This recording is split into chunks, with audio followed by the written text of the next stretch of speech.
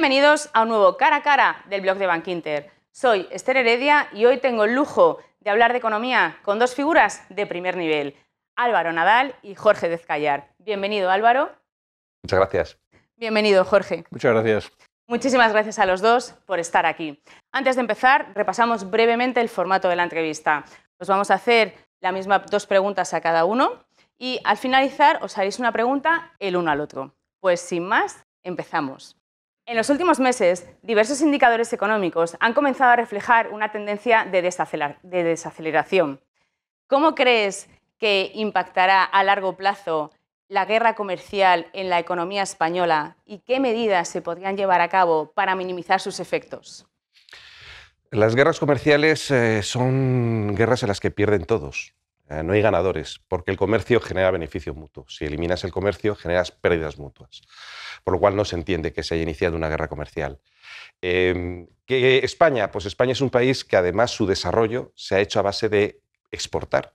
España es lo que es hoy en día porque ha ido cada vez abriéndose más e integrándose en la Unión Europea de manera más intensa, por lo cual nos viene peor. Ahora, tenemos una fortaleza enorme en nuestro sector exportador, es muy competitivo, se ha demostrado año tras año, pasa el COVID y seguíamos teniendo superávit exterior, hemos pasado la crisis energética y teníamos superávit exterior, ahora encima nos está bajando el petróleo, que algo nos va a ayudar, y yo creo que España lo que tiene que hacer es mantener esa competitividad tan fuerte. Ganar competitividad siempre te va a venir bien, con o sin guerras comerciales. Pero ahora sí que es el momento de que esa competitividad vuelva a aparecer en el centro del debate político y social de España.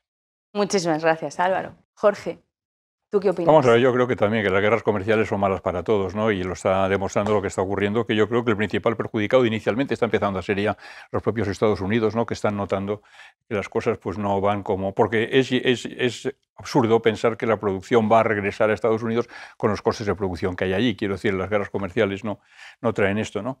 Ayer leía que la competencia entre el comercio entre China y Estados Unidos son 700.000 millones de dólares anuales. De esos 700.000, con los aranceles actuales que ha impuesto Donald Trump y que ha respondido luego China, 145% y 125%, el 80% de ese comercio se perdería en 2 años. Es decir, es absurdo, no vamos a ningún lado con esto. Yo creo que se tiene que imponer el sentido común y volver a unas reglas que permitan que crezca el comercio y crezca la economía mundial otra vez, ¿no? Y yo creo que, hombre, España, efectivamente, el sector exportador nuestro es fuerte, se porta bien. Yo creo que esto nos va a hacer daño, poco daño en macro, quizá en sectores concretos sí se va a notar. Y esos sectores concretos, yo creo, en fin, el aceite de oliva o como pueda ser el vino. Yo creo que estos sectores, bueno, pues el gobierno ha puesto en marcha un plan de ayudas que espero que sirva, ¿no? Pero fíjese que 20 puntos de aranceles nos pueden suponer una pérdida aproximadamente hasta un 0,3% de PIB. Eso es serio con lo que nos cuesta ganarlo. Entonces, bueno, es una situación en serio, hay que tomarla en serio, como la está tomando, espero, el gobierno, y creo que las medidas, pues, que serán útiles, ¿no? Ojalá. Ojalá sean útiles. Gracias, Jorge. Pues pasamos a la segunda pregunta. Yo no soy un economista, me estás haciendo preguntas de economista y estoy en desventaja con aquel señor. No creo. A ver. En el informe Draghi se decía que las empresas españolas y europeas estaban perdiendo competitividad en innovación y en tecnología.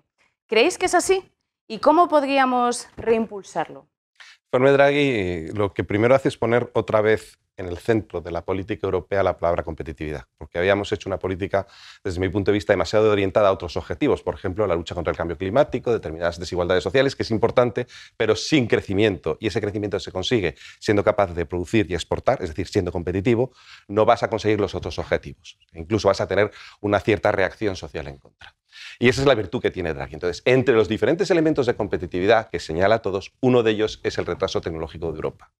Europa tiene un problema y es que por primera vez no es líder o colíder de las grandes revoluciones tecnológicas. Lo ha sido siempre en el pasado, hasta la segunda revolución industrial, pero la revolución digital ya parece que Europa no está ahí. Una gran pregunta es por qué países más pobres que los europeos, especialmente en Asia, como Corea, que hace 50 o 60 años era un país la mitad de rico que España, y España en los años 50 no era demasiado rica, o Japón, que sale de una guerra destrozada, o China, que cuando se puso a abrirse ha llegado a los límites ahora mismo de la tecnología punta en los ámbitos más interesantes, digital, inteligencia artificial, etc. ¿Por qué el modelo asiático está funcionando y el europeo no? Esa es una gran pregunta, teniendo además de las mejores universidades del mundo y de la capacitación personal de las mejores del mundo. Yo creo que hay una falta de riesgo en la sociedad europea. Los europeos necesitamos más empresarios, necesitamos más gente que tenga una idea y se quiera arriesgar para poner en marcha esa idea. Tenemos una quizás mentalidad excesivamente conservadora, cosa que tampoco ayuda un continente envejeciendo. Y este tipo de cosas son muy estructurales, no son tan fáciles, porque el problema del atraso o la pérdida de la carrera tecnológica europea no es de ahora. Llevamos ya varias décadas. Ahora, hay cosas interesantes. En los años 80 Europa era puntera en muchas cosas. Por ejemplo, el láser, en su aplicación para el compact disc y para todo lo que ha sido, se inventó en Alemania. Incluso ahora las placas fotovoltaicas que se fabrican en China son un invento alemán. Y los europeos hemos sido punteros en muchísimos medicamentos. Ahora los daneses han sido los primeros que han inventado algo para adelgazar de verdad.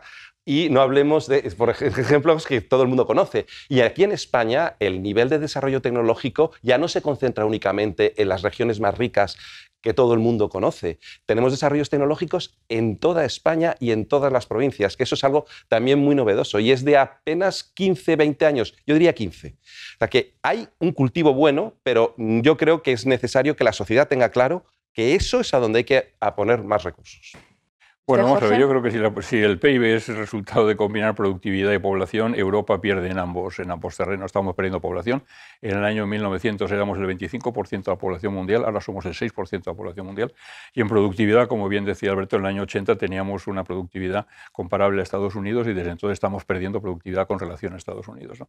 A mí lo que me preocupa es que efectivamente en esta gran revolución digital que ahora se inicia y que yo creo que es la que va a cambiar las vidas mucho más incluso que la revolución, en fin, de la máquina de vapor, en fin, yo creo que es la más, porque además coincide con la revolución del gen, con la revolución del bit, con la robotización y una revolución demográfica brutal. Yo creo que estamos perdiendo también terreno. Hay un libro de Kai-Fu Lee, el gran economista o experto chino en inteligencia artificial, que dice que la inteligencia artificial va a introducir en el PIB mundial, que son 80 billones de dólares, 15 billones de aquí al año 30, 15 más, es decir, una barbaridad de dinero. Y él dice que ese dinero se va a quedar más de la mitad en China. ¿Por qué? Porque dice, tiene tres cosas que no tienen los americanos. Tiene más emprendedores, porque son muchos más, tiene más ayudas estatales, que los americanos ciertamente pues, se basan más en la iniciativa privada, y tiene luego además más datos sobre los que trabajar, que es la materia prima que exige. Entonces, ¿y dónde está Europa en esto? Un amigo mío le preguntó a Kai-Fu Lee, y ese me lo contaba a mí directamente, ¿y Europa? Me dice, mire usted, Europa en esta batalla ni está ni se la espera. Bueno, no puede ser que Europa, como tú bien decías antes, que tiene empresas importantes, la Ericsson, tiene otras, que no esté en esa batalla. Regulamos, pero no creamos. Entonces, yo creo que ahí tenemos un serio problema y Draghi apunta pues, con una serie de soluciones, ¿no? Es un informe largo que hay que leer y que hay que estudiar y que hay que poner en práctica, porque de momento no se está poniendo en práctica. Menos regulación y más creación y más emprendimiento. Por ejemplo. Pues si os parece pasamos al tercer bloque. ¿Quién quiere? Yo te pregunto a ti. Venga. ¿Te parece? Porque se me ha ocurrido una cosa ahora de repente. A mí también. No, tú has sido ministro de Energía. Cuéntanos cuál es tu opinión sobre la crisis energética del otro día. A ver, el problema es que el sistema está muy estresado. Yo diría que está muy bien tener determinados planteamientos políticos, eso es razonable y eso se hace siempre, pero hay que escuchar a los ingenieros. Y la política no puede hacerle la vida imposible a los ingenieros. Estaba el sistema tan estresado, era tan difícil de gestionar, pues que tarde o temprano iba a ocurrir algo.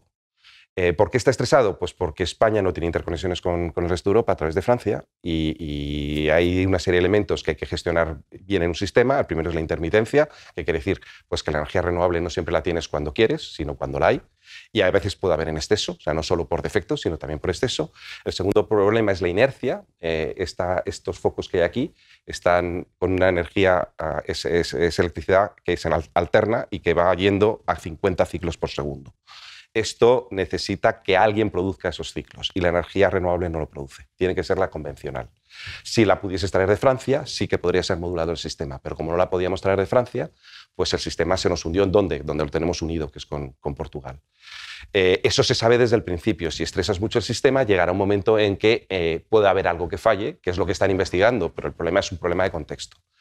Y tenemos que ser muy razonables, tenemos que creer o decirle a todos nuestros compañeros europeos que o tenemos más interconexiones o nuestro nivel de ambición en renovables pues no puede ser mucho más grande del que ya tenemos, porque si no, no podremos manejar el sistema como ya ha ocurrido.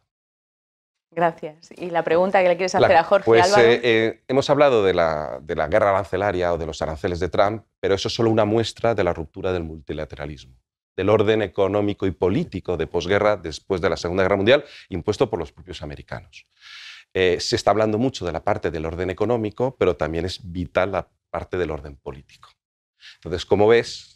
Muchas gracias, hombre, me traes el tema a mi terreno, por fin. ¿Cómo ves la ruptura del multilateralismo en el ámbito político que está llevando la administración Yo creo que americana? estamos al fin de la era geopolítica que empezó en el año 45 con aquellas conferencias de San Francisco, de Bretton Woods, de Yalta, en fin, de Teherán, donde se crea el Fondo Monetario Internacional, el Banco Mundial, las Naciones Unidas. Y allí se hacen dos cosas muy importantes, que es, se crea un reparto de poder en el mundo que ya no corresponde a la realidad actual.